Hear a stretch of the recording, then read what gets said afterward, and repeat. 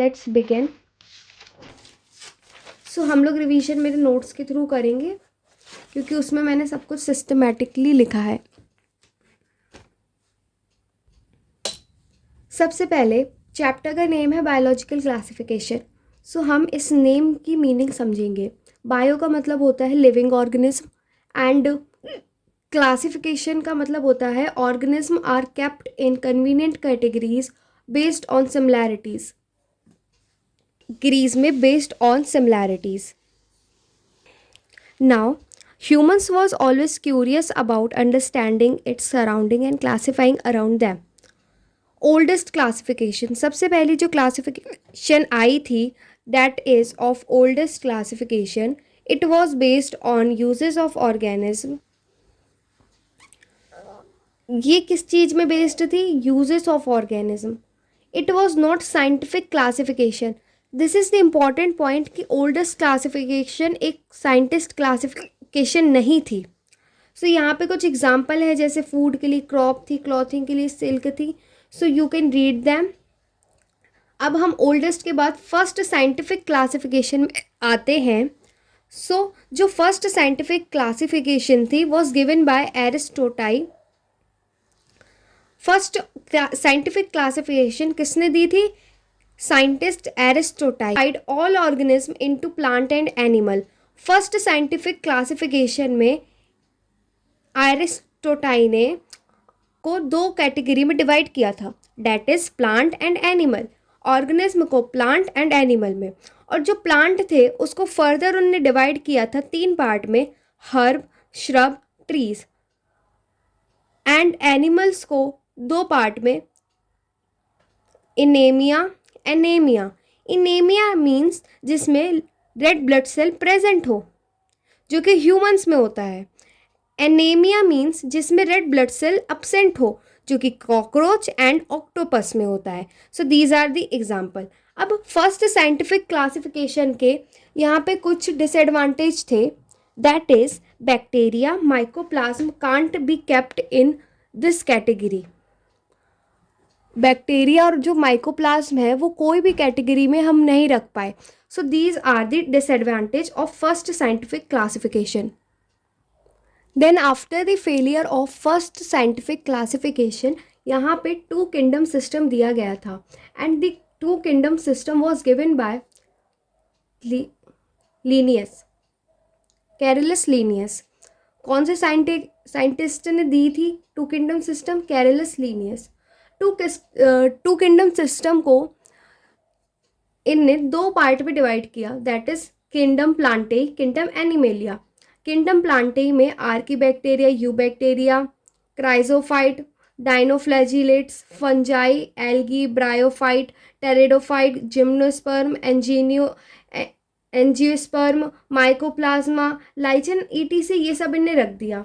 And kingdom Animalia में Porifera to Chordata. So ये kingdom भी बाद में फेल हो गया. इसके कुछ डीमेरिट्स हैं, डिसएडवांटेज, जो कि हम पढ़ते हैं. सो सबसे पहला जो पॉइंट है डैट कि क्या गलती थी, उनने प्रोकैरियोटिक एंड यूकैरियोटिक को टुगेदर रख दिया था. जैसे कि बैक्टीरिया और फंजाई है, तो बैक्टीरिया प्रोकैरियोटिक है, यानी उसमें वेल डिफाइंड न्यूक्लियस और वेल डिफाइंड न्यूक्लियर मेम्ब्रेन नहीं प्रेजेंट. और यूकैरियोटिक उसमें प्रेजेंट है, फिर भी उनने इन दोनों को साथ में रख दिया. तो ये सबसे पहला डिमेरिट था. And after that he kept unicellular and multicellular organism together. जैसे बैक्टीरिया एंड प्लांट को इनने साथ में रख दिया. He kept photosynthetic plant and non photosynthetic organism together. Mycoplasma kept in Plantae despite of lack of cell wall. Mycoplasma में cell wall नहीं होती है, फिर भी हमने उसको प्लांट कैटेगरी में रख दिया. Lichen is an association of algae and fungi. It is not a separate organism. Lichen एक separate organism नहीं है, वो algae और fungi का ही एक association है, फिर भी उनने साथ में रख दिया. So this is the demerit. No, यहाँ पे एक important note है, that is two kingdom system was not found right. It was a need to have a better system. More criteria to be considered for classification like cell structure, mode of nutrition, body level and mode of reproduction. Then after two kingdom system, यहाँ पे 3 and 4 kingdom system भी आए। सबसे पहले एक important note है, that is in all classification system two kingdom example plant and animal were constant, यानी जितने भी फिर आगे क्लासिफिकेशन आए उसमें किंगडम प्लांटेई और एनिमेलिया दोनों ही रखे गए, यानी हर किंगडम में टू किंगडम सिस्टम के बाद सभी में प्लांटेई एंड एनिमल कांस्टेंट थे, सब में आए, they are easy to identify. ठीक है ना। 3 and 4 किंगडम सिस्टम, 3 किंगडम किसने दिया था, given by Haeckel, and in kingdom 3 उनने प्रोटिस्टा के बारे में बताया था, this is the important point. And 4 kingdom was given by Copeland, और उनने 4 किंगडम सिस्टम में मोनेरा के बारे में बताया था। अब यहाँ पे एक नोट है that is important, protista was introduced before Monera. हम पहले मोनेरा को पढ़ते हैं, बट प्रोटिस्टा मोनेरा के पहले इंट्रोड्यूस कर दिया गया था। नाउ अब हम पढ़ने वाले हैं 5 kingdom system that is given by R.H. Whittaker in 1969। उसके मेन बेसिस क्या थे, मेन बेसिस था कि सेल स्ट्रक्चर सेपरेट था, यूकैरियोटिक एंड प्रोकैरियोटिक अलग अलग रखे गए थे, बॉडी ऑर्गेनाइजेशन सेपरेट थी, यूनिसेलुलर एंड मल्टीसेलुलर अलग अलग रखे गए थे, mode of nutrition separate, photosynthetic अलग एंड नॉन फोटोसिंथेटिक ऑर्गेनिज्म अलग रखे गए थे, mode of reproduction asexual, sexual and both सारे अलग अलग रखे गए थे, हाइलोजेनेटिक रिलेशंस भी थे उसमें बेसिस में। नाउ ये एक डायग्राम मैंने बनाया है जिसमें जैसे एक ऑर्गेनिज्म है वो सबसे पहले मोनेरा में डिवाइड किया गया है, मोनेरा प्रोकैरियोटिक, उसमें कुछ हम मेन बात करने वाले हैं। जैसे मोनेरा है वो प्रोकैरियोटिक यूनिसेलुलर मोस्टली हेट्रोट्रॉफिक है, प्रोटिस्टा क्या है, प्रोटिस्टा यूकैरियोटिक यूनिसेलुलर है, एंड फंजाई मोस्टली मल्टीसेलुलर है, एंड प्लांटी मोस्टली मल्टीसेलुलर है, ऑटोट्रॉफिक है, खुद से अपना खाना बनाता है, एनिमेलिया हेट्रोट्रॉफिक है एंड मल्टीसेलुलर है, eukaryotic. Now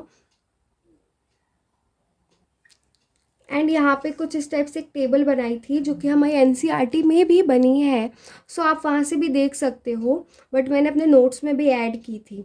so this is the table that you can see pages, जैसे कि इसमें हमने जितने भी डीमेरिट्स थे टू किंगडम में हमने उन सबको फुलफिल किया था, जैसे कि यूनिसेलुलर एंड मल्टीसेलुलर को अलग अलग रखा था, फोटोसिंथेटिक नॉन फोटोसिंथेटिक को अलग अलग रखा था। अब यहाँ पे कुछ इंपॉर्टेंट पॉइंटर्स लिखे हैं दैट अर्लियर को so these are some important point, जैसे कि अर्लियर कोरेला एंड क्लाइम, ये आप पढ़ सकते हो, ये मेरे नोट्स में मैंने ऐड किए थे। एंड आफ्टर 5 किंगडम यहाँ पे 6 किंगडम एंड 3 डोमेन सिस्टम भी दिया गया था जो कि ओल्ड एनसीईआरटी में नहीं गिवन है, and 6 kingdom was given by Carl Woese. And इसमें क्या बेसिस था, ऑर्गेनिज्म को उनने बहुत अच्छे से क्लासीफाई किया था, जैसे कि सबसे पहले kingdom Monera, Protista, fungi, Plantae, Animalia. And इनमें क्या किया था कि इनने मोनेरा जो है किंगडम उसको उनने फर्दर 2 कैटेगरीज में डिवाइड किया था। किंगडम मोनेरा में 2 कैटेगरी हैं, ये हमें याद करना है, first archaebacteria and you bacteria, इसके बारे में हम डिटेल में पढ़ने भी वाले हैं।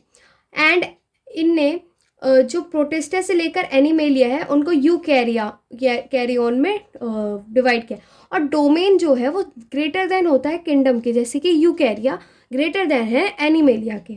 सबसे पहले हम पढ़ने वाले हैं किंगडम मोनेरा।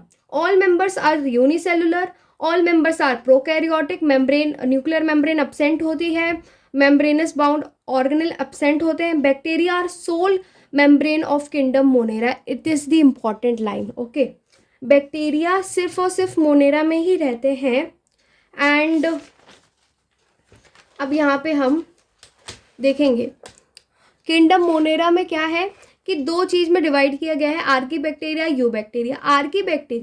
आर्कीबैक्टीरिया में आर्की वर्ड का मतलब होता है ओल्डेस्ट, तो ओल्डेस्ट है ये, ठीक है। यू बैक्टीरिया, यू मतलब होता है ट्रू, तो ये ट्रू बैक्टीरिया है। आर्कीबैक्टीरिया को हम लिविंग फॉसिल कहते हैं, और ये एक्सट्रीमोफिल्स होते हैं, यानी खतरों के खिलाड़ी, ये हार्श कंडीशन में रहना इनको बहुत पसंद है। Archaebacteria have special resistant cell wall, has unique cell wall, pseudomurein, इनके पास एक रेजिस्टेंस बचने के लिए बहुत अच्छी important and rigid cell wall होती है जो कि स्यूडोम्यूरिन की बनी होती है। Eubacteria have rigid cell wall peptidoglycan की बनी होती है। इफ़ मोटाइल सो उनके पास फ्लैजिला भी होता है अगर वो मोटाइल है। सबसे पहले हम पढ़ने वाले हैं आर्की बैक्टीरिया के बारे में। आर्की बैक्टीरिया को हम लिविंग फॉसिल भी कहते हैं। They are oldest bacteria because archae का मतलब होता है ओल्डेस्ट। ये एक्सट्रीमोफिल्स कहलाते हैं बिकॉज दे आर खतरों के खिलाड़ी, यानी ये हार्श कंडीशन में इनको रहना पसंद है। स्पेशल इनके पास एक सेल वॉल होती है जो कि स्यूडोम्यूरिन की बनी होती है। ये 4 टाइप के हो सकते हैं आर्की बैक्टीरिया। एक हेलोफिल्स, थर्मो, एसिडोफाइल्स, मेथोजन एंड बैरोफिल्स। हेलो मतलब होता है सॉल्ट। हमने केमिस्ट्री में हेलोजेंस यानी सॉल्ट के बारे में पढ़ा है जो कि ग्रुप नंबर 17 में होते हैं। सो हेलो मतलब सॉल्ट होता, तो हेलोफिल्स क्या हो जाएंगे, सॉल्ट लविंग। थर्मो एसिडोफिल्स क्या हो जाएंगे, जो टेम्परेचर में रहते हो, ज़्यादा टेम्परेचर पसंद करते हो, जैसे कि in hot thermal sulphur spring. Methanogens, methano मतलब होता है मार्शी एरिया जहाँ ऑक्सीजन की कमी हो, एंड गट्स में they help in methane formation. Methane का मेथ आ रहा है ना इधर, यानी ये मीथेन फॉर्मेशन में हेल्प करते हैं। एंड गोबर गैस बाय द रूमिनेंट्स, गोबर गैस इज फॉर्म्ड। बैरोफिल्स यानी जहाँ प्रेशर ज़्यादा होता है डीप ओशन में एंड यहाँ पे टेम्परेचर कम होता है। नाउ अब हम पढ़ने वाले हैं यू बैक्टीरिया। मोनेरा की 2 डिवीजन थी, आर्की बैक्टीरिया हमने कंप्लीट कर लिया। Now let's come to eubacteria. Eubacteria 2 type से डिवाइड किया गया है on the basis of nutrition. सबसे पहले heterotrophs and autotrophs. Heterotrophs most, ज़्यादातर यू बैक्टीरिया हेट्रोट्रॉफ्स होते हैं एंड कुछ होते हैं ऑटोट्रॉफ्स। हेट्रोट्रॉफ्स मतलब जो कि दूसरे ऑर्गेनिज्म को खाते हो, वो खुद खाना ना बना पाते हो। एंड ऑटोट्रॉफ्स होते हैं जो खुद से खाना बना लेते, किसी और में डिपेंडेंट नहीं होते हैं। सो हेट्रोट्रॉफ्स भी 2 टाइप के होते हैं, saprophytes and parasite. Saprophytes you bacteria में ज़्यादा होते हैं, पैरासाइट्स कम होते हैं। सेप्रोफाइट्स को हम डिकम्पोजर भी कहते हैं बिकॉज ये क्या करते हैं, ऑर्गेनिक मैटर को इनऑर्गेनिक मैटर में कन्वर्ट कर देते हैं। और पैरासाइट ये दूसरी होस्ट की बॉडी में रहते हैं और वहाँ से न्यूट्रिशन लेते हैं। एंडोपैरासाइट, एक्टोपैरासाइट, जूलॉजी में भी हमने पढ़ा है। ऑटोट्रॉफ्स 2 टाइप के होते हैं, फोटोसिंथेटिक एंड कीमोसिंथेटिक। फोटोसिंथेटिक यानी वो खुद से अपना खाना बना लेते हैं, एंड कीमोसिंथेटिक यानी they oxidise inorganic chemical to make ATP. Now सबसे पहले हम हेट्रोट्रोफिक बैक्टीरिया के बारे में पढ़ने वाले हैं, more connected with human affairs.